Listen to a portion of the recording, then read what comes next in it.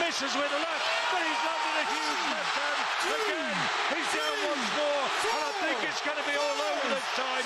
Dubois is at the count of 8, 9, and the fight is over.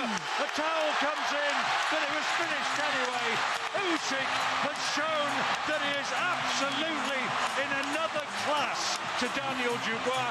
Tonight, he was just exceptional.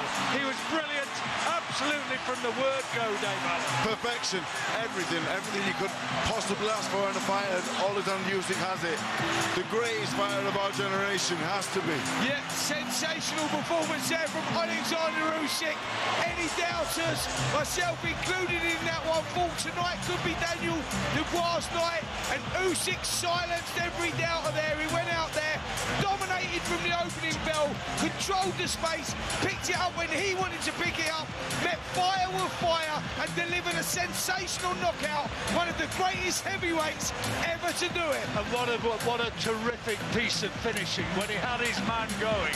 When he saw that he was stunned and that he was going to be hurt, he took him out quite brilliantly. I think he had Daniel beat very early on. I think he landed the jab early, was making Daniel miss. Daniel looked a bit confused. He looked a bit like he didn't want to be there at times. Daniel's got great fundamentals. Where was there? His hands were low. He wasn't using his jab. He wasn't cutting Oleksandr Usyk off. Oleksandr Usyk, he made Dubois look poor. He did, but he also, Dubois made Usyk look very, very good. Dubois wasn't good tonight. He pointed out his footwork was poor, and he just couldn't let the big bombs go. I mean, beforehand we were being told he's going to go and hit anything, be it arms or whatever. He wasn't in the right position. His feet wasn't in the right position. His hands wasn't in the right position. I thought Dubois was poor. Take nothing away from Usyk because he's made him look poor, but Dubois, it wasn't good, I don't think. What we got from Usyk tonight, he knew Dubois was going to advance and try and take the centre of the ring and bring it to him, and he prepared accordingly. He moved fast, he countered. Let's give him the credit for how brilliant he is rather than how poor Dubois might have been. Well, I will say this as well, the corner, Don Charles is their head coach. He should be giving them the advice, all the advice. One voice from the corner should have been Don Charles. He was looking to his left, looking out of the ring, and looking for stuff. He was looking for stuff from his father. After one round, he started listening to Don Charles. He was listening to his dad straight away. But we know that about Stan, his father. He's psychological scaffolding him, so he will always be there. He's always been the dominant voice in the corner. That is the big problem, you know, where he should, and you're right in what you say, Dave. He should be the head coach, and the head coach only, firing the instructions. It confuses the fighter when you're in the heat of a moment, things are not going your way, and you're bouncing all over the place. Not the right thing to do. But what we saw tonight from Oleksandr Usyk was absolute brilliant. You know, people have said many times to me just how good is this guy. Yeah. And I've sort of just held back a bit because, you know, I'm old enough to have gone through the Lennox Lewis era, through the Evander Holyfield era, through the young Mike Tyson era, and I didn't, in all honesty, think that he was at that sort of level. But his accuracy and his boxing skill, which he showed tonight, would have made him a real problem for anyone. Look how dangerous he was against the last three opponents. Yet against Oleksandr Usyk, all of that was nullified. The boxer, the master boxer, the tactician and the technician always beats the puncher. You said it earlier, the Omen. This guy is a generational, not just generational, but all-time great. I've got him in my list of top 10 heavyweights ever, and he's number 7 at the moment, but I think I might be moving him up.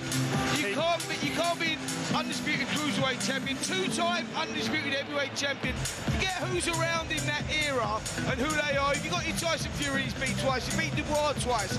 You know, he's beat Anthony Joshua twice. You can't ask for more than that. He has to go down in history as one of the greatest to ever do it. At the end of the fight, he was straight across.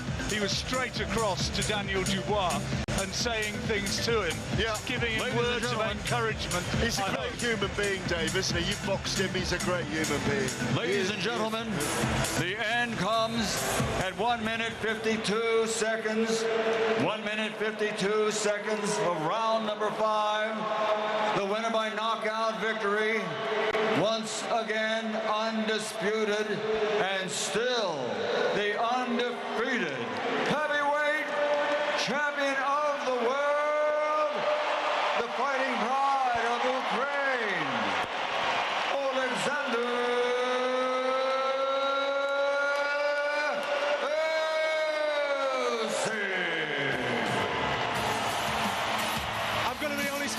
that was never in doubt.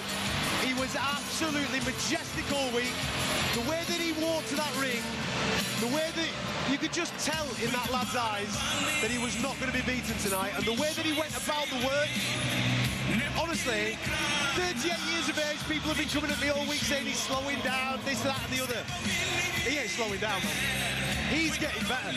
He is absolutely phenomenal and miles ahead of any heavyweight that is currently on the planet. What was just impressive that a lot of people might not know it was the intensity he set, the mental and physical, you know, fatigue Daniel was facing. Even in round 2 and 3, he looked like his mouth was open. He was blowing. The intensity he says with his feet, his face, everything, he's fantastic. Sometimes your mind just gets completely blown when you've watched utter greatness. And that's what we've just watched, Spencer. We have just watched a generational great who was great the first time around, but he was even better the second time around.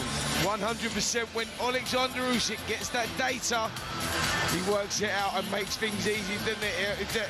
The history of doing that, he's done it against Fury, done it against AJ in the return, and he's done it here against Daniel Dubois. Just spoke to Dubois' team, Don Charles, as they were walking past. Let's quickly get a quick word with Oleksandr, shall we? Because Gareth A. Davis is with him right now, so let's get over to you, mate. I am with him right now. He's speaking with Joseph Parker.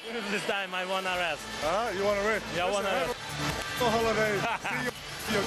Congratulations, champ. You were absolutely incredible tonight. Did you enjoy that performance? Yeah, I'm very happy. Listen, I'm very happy. I train hard. 3.5 months. I not look my family, my children.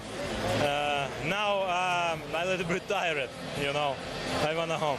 You're going to rest now. There's already a tweet gone out from you saying, maybe I fight Moses Itauma as well. Is that true? I don't know. Listen, I don't know, because now I want to think what next. What next? Who my next opponent? Because now I have time and think about my career and the next fight. You're loved in Ukraine, but I really do think you are loved by us here as well, and it showed tonight. Thank you so much. I love UK people because it's a special fans, you know. And you know, the final thing, people are now going to start talking about you as one of the greatest of all time. Does that mean something to you, to be one of the very greatest fighters and heavyweights of all time? Thank you so much, bro. Cheers. Thank you very much. Cheers. Gareth, catching up with Oleksandr Usyk in the ring there. He's just, mate, to watch him fight is an honour. To listen to him speak is definite level. Does he do anything wrong, this fella? He's just class. Superstars, I think, are born, they're not just made, you know, and I think that he just has that gift, doesn't he? What he does inside the ring is genius, and what he does outside of it is equally genius. You know, he gives his people hope at a time when the country is, you know, in such a bad place. And Oleksandr Usyk, you know, he stands there for them. And it's just, in life, John, sometimes you get very special people that have this aura around them, and you can't put it on it what it is. They're just superhuman beings, and he's one of them. Well, the reaction of the crowd told it all. You know, the British favourite was outclassed and taken to school, really, let's be honest about it. He was a different level. But the reaction of the British fans, it was phenomenal. They love him. You know, they know their stuff. He's just right in front of us now, being embraced by a friend and a few Ukrainian fans just behind us. He's just... Listen, how can you not love Oleksandr Usyk? I'll come back to you in a minute, John, because Joseph Parker is speaking to Gareth A. Davis. Gareth, can you hear me? Yes, I can hear you. I'm with Joseph Parker. What did you say to Oleksandr Usyk there when you came in the ring, Joe? I said, congratulations. You deserve a break. I'm next. How good was he tonight, though? Jake Paul as well here. How good was he tonight, Oleksandr Usyk? He's the GOAT. He's one of the best of all time. Like, seriously, silence everyone. That's why I said to him, zip it and throw the key away. You weren't calling him out then, no? A little bit. In MMA. Okay. I want to see Usyk in MMA. Our teams have already been talking about it. I think it would be just so much fun, and I respect him first so much. boxing for his last fight. All right. No, and then you can have him. We can take him over. Okay, and we're going to let you go. Thank you, Jay Paul. Thank you, Joseph Parker. Back to you guys. It is a little bit chaotic in that ring at the moment. Obviously, Garrison there speaking to the who's who as Oleksandr Usyk's just greeting a few friends and a few family members, and rightfully so. This is his moment. This is his moment. He's delivered once again. Wembley Stadium, as I keep billing it, the cathedral of British sport, and this guy just turned up and has completely owned the gaff once again. You were just waxing lyrical about him there, John, off the back of what Spencer was saying about not just being a great fighter but a great human being, and these fans have really bought into him. It's the way he connects with people, as well as being a fabulous boxer. He has that ability, you know, it's not taught, it just comes from inside him because he's a bloody good bloke and he says the right things at the right time. It was terrific. Absolutely sensational. He's talking about rest there, Dave. Listen, I'm happy. I've had my fill. I would love to watch him again and again and again, but if he called time now, you can't begrudge him that, can you? I wanted him to stop after the second Fury fight. I thought, you've done it all now. I would hate to see him get beat. The only thing that beats him surely is age and time, surely. Well, I don't want to see that be the case. Itauma, you're going to mention now, maybe? I am, because Turki Al-Sheikh has just tweeted from ringside that the fight that he wants to make is Oleksandr Usyk against Moses Itauma. That's way too soon for Itauma. Way too soon. They're trying to... I agree with you, mate. I'm just blown away, and I'm trying to think of something that... Listen, Joseph Parker has absolutely earned his right for a shot at the title. But even that, and this is no disrespect, I love Joseph to pieces. I'm sat there thinking, where does Joseph find the chink in the armour? It's not there. Ajit Kabayel, can he find it? I don't know. I don't think it's Moses there. Itauma, you're trying to build a career. Of course. Slinging him in against him could be absolutely ruinous. I think what we recognised with Oleksandr tonight was you're talking about an age, just being a number, and we're talking about the wear and tear off the two Tyson Fury fights. And no, we haven't seen a decline, but could it happen overnight and everything else?